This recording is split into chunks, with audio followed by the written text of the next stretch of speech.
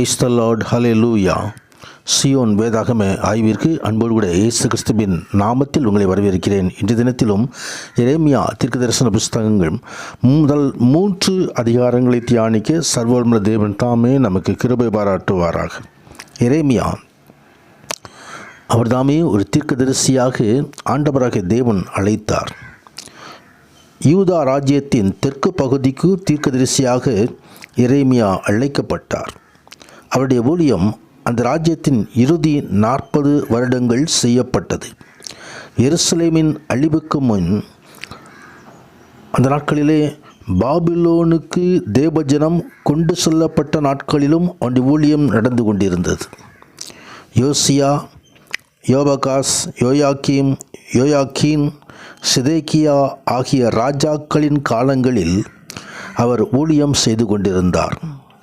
அக்காலங்களிலே ஜனங்கள் தேவனை எதிர்த்து மற்ற ராஜ்யங்களின் உதவியோடு தங்களது எதிரிகளிடமிருந்து விடுதலை பெற நாடினார்கள். தங்களுடைய பாவங்களை விட்டு மனம் திரும்ப எரேமியா நெருக்கினது மட்டுமல்லாமல் தேவனையும் அவர் நியாயத்தையும் புறக்கணித்தால் அவர்கள் தண்டனையினால் துன்பப்படுவார்கள் என்பதையும் எச்சரித்து கொண்டிருந்தார். அவருடைய செய்தியினாலும் தேவனிடத்திலிருந்த அவருடைய பக்தியினாலும் அதிகமான எதிர்ப்பையும் துக்கங்களையும் அவர் அனுபவித்து கொண்டிருந்தார் என்பதை இந்த பகுதியிலே நாம் காண முடியும். எரேமியாவுக்கு ஆண்டவர் அழைப்பு கொடுத்தார். எரேமியா பிறப்பதற்கு முன்பே அவர் ஒரு தீர்க்கதரிசியாக இருக்க வேண்டும் என்று தேவன் நிச்சயித்திருந்தார்.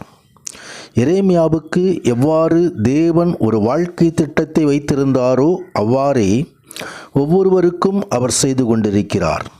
அவருடைய நோக்கம் என்னவென்றால் நாம் அவரது சித்தத்தின்படி வாழ்ந்து அவருடைய திட்டத்தை நம்மிலே நிறைவேற்ற அவரை அனுமதிக்க வேண்டும். எரேமியாவுக்கு சம்பவித்தது போலவே தேவனுடைய திட்டத்திற்கு ஏற்றவாறு வாழும்போது துன்பங்கள் நேரிடலாம்.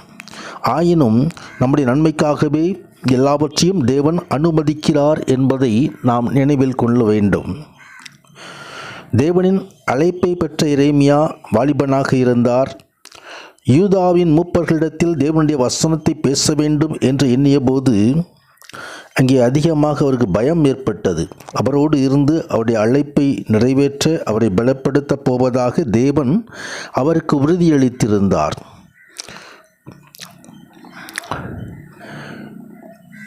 நம் வாழ்க்கையிலும் நம்முடைய பணி எதுவாக இருந்தாலும் நம்முடைய விசுவாசத்திலும் நம் உறுதியாக நிலைப்போமானால் தன்னுடைய பிரசன்னத்தையும் உதவியையும் ஆண்டவராகிய தேவன் நமக்கு எப்பொழுதும் தர அவர் தயாராக இருக்கிறார். 10வது வசனத்திலே நாம் பார்க்கிறோம், பிடுங்கவும் இடிக்கவும் அழிக்கவும் கவிழ்க்கவும் கட்டவும் நாட்டவும் உன்னை நான் இன்றைய தினம் ஜாதிகளின் மேலும் ராஜ்யங்களின் மேலும் ஏற்படுத்தினேன் என்று கர்த்தர் என்னுடனே சொன்னார் என்று சொல்லி எரேமியா எழுதி வைத்திருக்கிறதை நாம் பார்க்க முடியும். நியாய தீர்ப்பு, மீட்பு ஆகிய 2 அம்சங்களுக்கும் எரேமியாவின் செய்தியிலே அடங்கியிருந்தன. யூதாவின் சரித்திரத்தில் அவர் இருந்த காலம் அவரது செய்தியை நியாய தீர்ப்புக்கும் அந்தகாரத்தில் அதற்கு விரோதமாகவும் அந்த செய்தியை சொல்ல ஆண்டவர் பயன்படுத்தினார். தேவன் புதிதாக நட்டு கட்டுவதற்கு முன்பதாக சீர்கட்ட இஸ்ரவேல் பிடுங்கப்பட வேண்டியதாயிருந்தது. தொடர்ந்து 22வது அதிகாரத்திலும் இஸ்ரவேல் தேவனை விட்டு விலகி விடுகிறதை நாம் பார்க்கிறோம். அங்கே நீ போய் எருசலேமின் செவிகள் கேட்கும்படி கூப்பிட்டு சொல்ல வேண்டியது என்னவென்றால், விதைக்கப்படாத தேசமாகிய வனாந்தரத்திலே நீ என்னை பின்பற்றி வந்த உன் இளவயதின் பக்தியையும் நீ வாழ்க்கைப்பட்ட உனக்கிருந்த தேசத்தையும் நினைத்திருக்கிறேன் என்று கர்த்தர் சொல்லுகிறார். இஸ்ரவேல் கர்த்தருக்கு பரிசுத்தமும் அவருடைய விளைவின் முதற் பலனுமாய் இருந்தது. அதை பட்சித்த யாவரும் குற்றவாளிகளானார்கள். பொல்லாப்பு அவர்கள் மேல் வந்ததென்று கர்த்தர் சொல்லுகிறார். யாக்கோபின் குடும்பத்தாரே, இஸ்ரவேலின் குடும்பத்தின் வம்சங்களே, நீங்கள் எல்லோரும் கர்த்தருடைய வார்த்தையை கேளுங்கள் என்று சொல்லி மனம் திரும்பும்படியான ஒரு காரியத்தை ஆண்டவர் அங்கே வைக்கிறதை குறித்து பார்க்கிறோம். ஆண்டவர் எப்படியெல்லாம் இஸ்ரவேலை நடத்தி கொண்டு வந்தார். ஆனால் இப்பொழுதோ அவர்கள் தேவனை விட்டு விலகி போய்விடுகிறார்கள். கர்த்தர் எங்கே என்று ஆசாரியர்கள் சொல்லாமலும் வேதத்தை போதிக்கிறவர்கள் என்னை அறியாமலும் இருந்து மெய்ப்பர்கள் எனக்கு துரோகம் பண்ணுகிறார்கள்.